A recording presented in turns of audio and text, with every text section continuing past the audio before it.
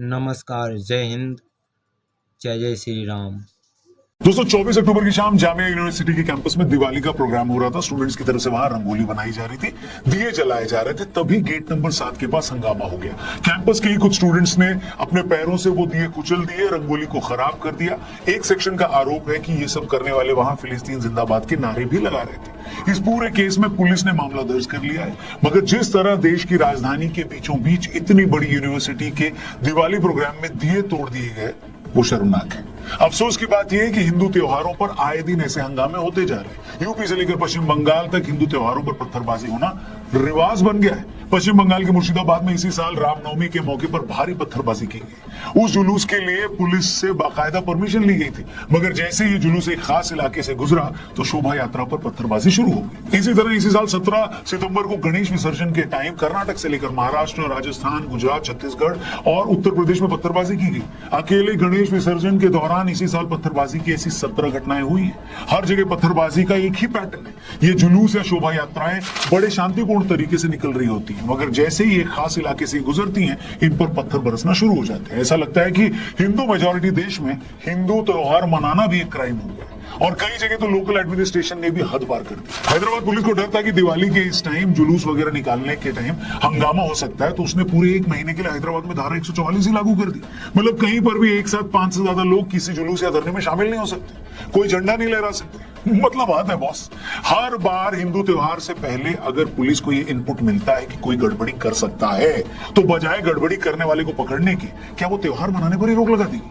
दिवाली का टाइम तो भैया पब्लिक गैदरिंग का टाइम होता है, मेलों का टाइम होता है, बाजार में रौनक का टाइम होता है, शोभा यात्राओं का समय होता है। ऐसे में आप अगर कोई ऐसा ऑर्डर इशू कर दोगे तो फिर त्योहार की सारी रौनक ही चली जाएगी। मगर जैसे कि मैंने कहा ना, इस देश में धीरे धीरे ऐसा माहौल बन गया है कि हिंदू त्योहारों के टाइम कलेश किया जाए।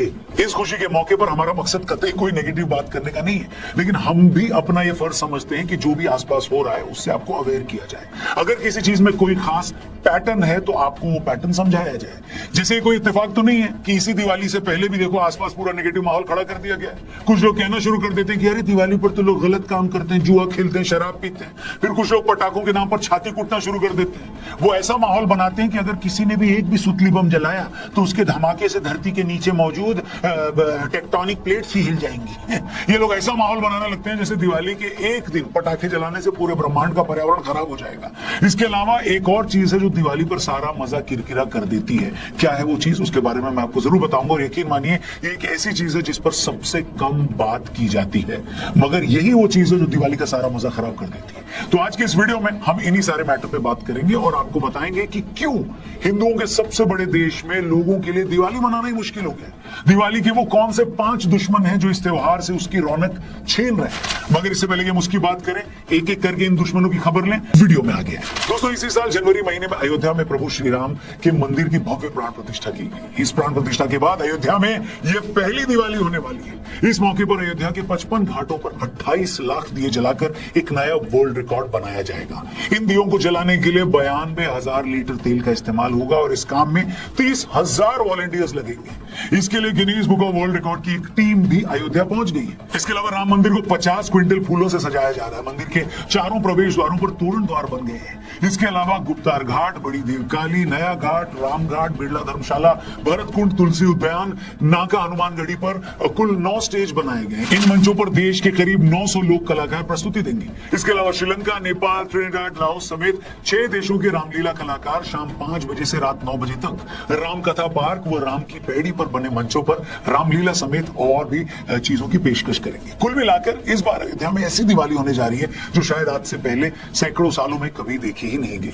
अयोध्या से सजावट की जो तस्वीरें आ रही हैं वो हर किसी के मन को खुश कर रही है, मगर कुछ नेगेटिव खबरें और एलिमेंट्स इस बार भी बाज नहीं आ रहे। आइए एक एक करके उन पर बात करते हैं। सबसे पहले बात उस चीज की जिस पर सबसे कम बात होती है।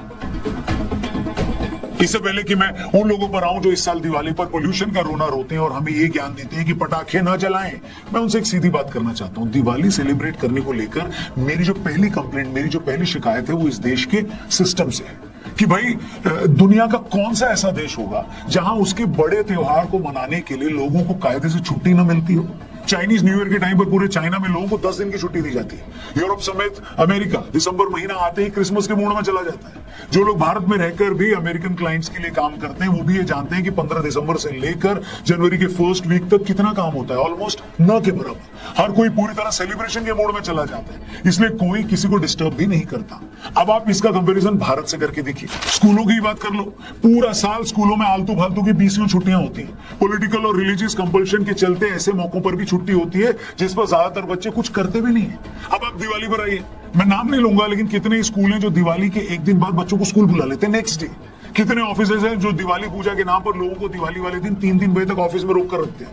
और कितनी ही जगहों पर दिवाली के अगले दिन ही ऑफिस बुला लिया जाता है, जबकि दिवाली के दूसरे दिन भाई दूज भी आ जाती है, जो कि हिंदुओं के लिए राखी की तरह ही एक बड़ा त्योहार होता है। मगर भाई दूज की भी कई लोगों को छुट्टी नहीं मिलती। कितने स्कूलों में दिवाली के फौरन बाद टेस्ट रख लिए जाते हैं। अभी बिहार से खबर आई कि वहां नहाय खाए और खरना के दिन भी सरकारी स्कूल खुले रहेंगे। बताइए, ये देखकर शर्म भी आती है कि भारत को पूरी दुनिया में त्योहारों का देश कहा जाता है और हम आज तक अपने सबसे बड़े त्योहार को लेकर छुट्टियों की क्या पॉलिसी बनानी है ये डिसाइड नहीं कर पाए। मेरा मानना है कि दुकानदारों और अर्जेंट सर्विसेज को छोड़कर पूरे देश को कम से कम दिवाली के पूरे 5 दिन छुट्टी होनी चाहिए। जैसे नेशनल हॉलीडेज के दिन ये इंश्योर किया जाता है कि कोई ऑफिस खुला ना हो, उसी तरह दिवाली के 5 दिन सख्त रूल बनाना चाहिए कि हर किसी को 5 दिन की छुट्टी मिले। स्कूलों को भी सख्त ऑर्डर मिले कि भैया दिवाली के फौरन बाद कोई टेस्ट न लिया जाए, क्योंकि अगर बच्चों के दिमाग में ये बात होगी कि भाई दिवाली के बाद स्कूल जाते ही टेस्ट होने वाला है, तो वो त्योहार को एंजॉय कर पाएंगे क्या? बताइए। मेरी करंट गवर्नमेंट से भी ये रिक्वेस्ट है कि आप लोग सनातन की इतनी बात करते हैं, जो कि अच्छी बात है, तो इस बात पर भी ध्यान दीजिए ना। दिवाली की छुट्टियों को लेकर कोई पॉलिसी बनाइए ताकि त्योहार लोगों की आंखों के सामने से गुजर ना जाए, बल्कि लोग उसे सेलिब्रेट भी कर पाए। तो पहली बात तो ये होगी। दूसरी बात, जो पता नहीं क्यों बार बार दिवाली पर ये मुद्दा खड़ा हो जाता है कि भाई दिवाली पर लोग पटाखे न जलाएं, इससे पोल्यूशन होता है। कुछ लोग तो ये तक बोलते हैं कि हिंदू धर्म में दिवाली पर कभी पटाखे जलाने की परंपरा रही ही नहीं है। तो पहले तो इसको क्लियर कर लेते हैं, इस पे क्लैरिटी ले लेते हैं। ऐसे लोगों की इंफॉर्मेशन के लिए मैं बता दूं कि भारत में बारूद का ज्ञान तो 8वीं शताब्दी के वक्त से, 8वीं शताब्दी में संकलित संस्कृत भाषा के ग्रंथ वैशंपायन की नीति प्रकाशिका में इसका जिक्र मिलता है। हिस्टोरियंस मानते हैं कि प्राचीन भारत सॉल्टपीटर को अग्निचूर्ण या आग पैदा करने वाले पाउडर के रूप में जानता है। 15वीं शताब्दी में मुगलों की पेंटिंग्स में बड़े पैमाने पर इस बात के प्रमाण भी मिलते हैं कि भारत में उस दौरान त्योहारों में आतिशबाजी की शुरुआत हो चुकी थी। 1633 में मुगल बादशाह शाहजहां के बेटे की शादी से जुड़ी एक पेंटिंग में भी आतिशबाजी के होने का सबूत मिलता है।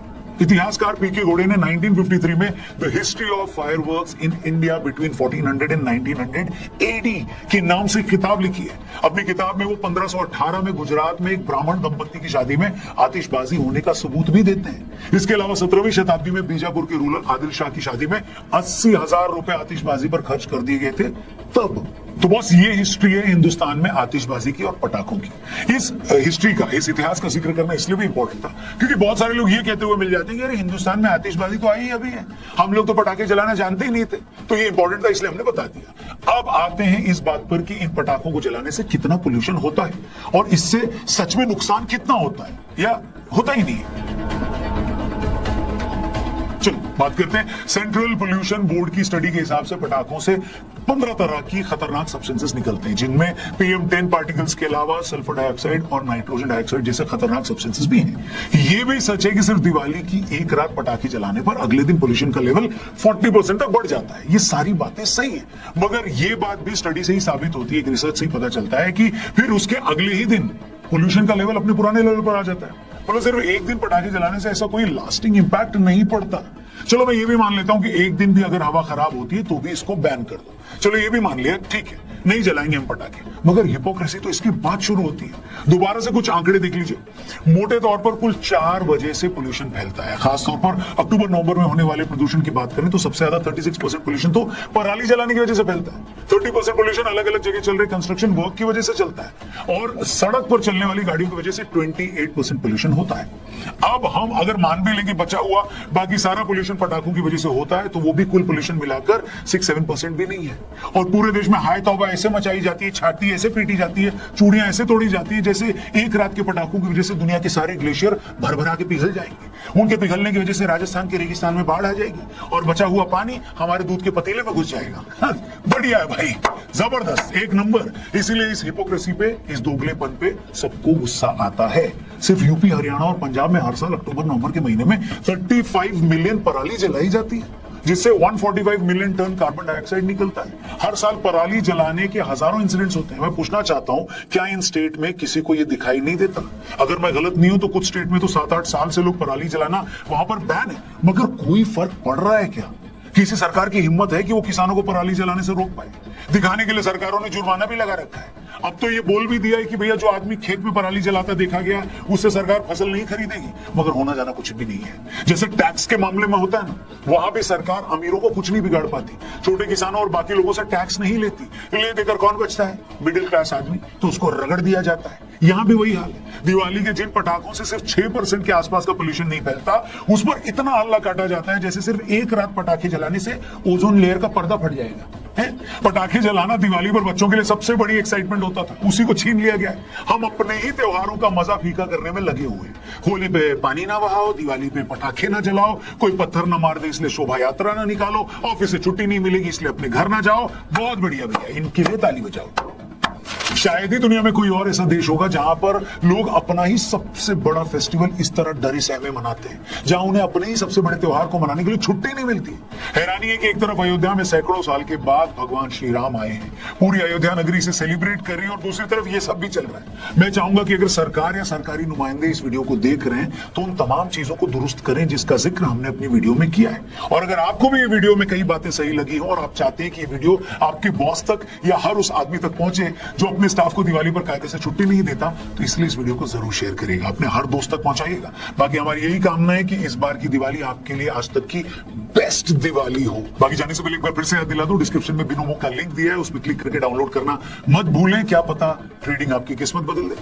I think I'll ruin the part. I should not. I feel like I should disappear. Wait, what's this? Binomo? Thanks to Binomo, I have found the perfect way to get that extra income and make everyone happy. अपना ख्याल रखिए, दिवाली अच्छे से मनाइए, अपनों के साथ मनाइए, खुशी से मनाइए। चैनल सब्सक्राइब करके जाइए। Thank you for watching. जय हिंद, जय श्री राम। हमारे हिंदुओं के त्योहार को ही क्यों टारगेट किया जाता है? कोई भी त्योहार ले लीजिए, क्या चाहते हैं ये लोग? ये कट्टरपंथीबाजी, क्योंकि हमारे हिंदुओं में एकजुटता नहीं, एकता नहीं है, इसलिए ये हमारा फ़ायदा उठा रहे हैं। मैं सभी से निवेदन करता हूँ, सभी हिंदू एकजुट बनकर रहें ताकि ये भड़वे आवाज़ ना उठा सके, हमारे हिंदुओं के त्योहारों पर कोई ठेस ना पहुँचा सके। इसलिए सबसे कहता हूँ कि जय हिंद, जय भारत, जय जय श्री राम साथियों।